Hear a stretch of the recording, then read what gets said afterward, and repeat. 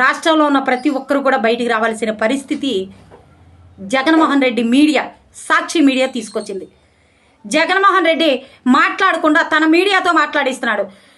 జగన్మోహన్ రెడ్డికి ఎంత కక్ష ఉందో చూడండి, రాజధాని మీద ఎంత విషం కక్కుతున్నాడో చూడండి.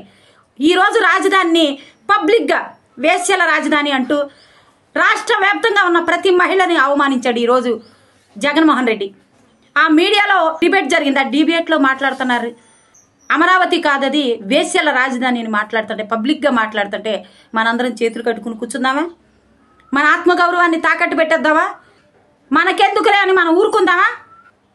నారా చంద్రబాబు నాయుడు గారిని, నారా లోకేష్ గారిని, వంగలపూడి అనిత గారిని దయచేసి దీని మీద కఠినమైన చర్యలు తీసుకోండి.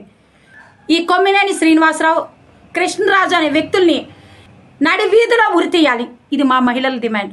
ఇలాంటి వ్యక్తుల్ని నడి వీధిలో ఉరితీయాలి.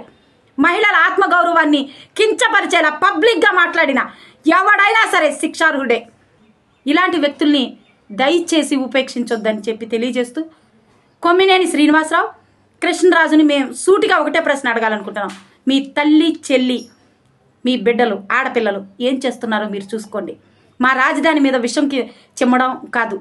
మీ ఇంట్లో మీ తల్లి, చెల్లెళ్ళు ఏం చేస్తున్నారో దయచేసి మేము అలా మాట్లాడకూడదు, క్షమించాలి. కానీ తప్పని పరిస్థితిలో వీళ్ళు మా రాజధాని మీద, మీరు మా రాష్ట్రంలో ఉండడం ఇష్టం లేకపోతే పొండి బయటికి. మీరు రాజద్రోహులుగా, దేశద్రోహులు.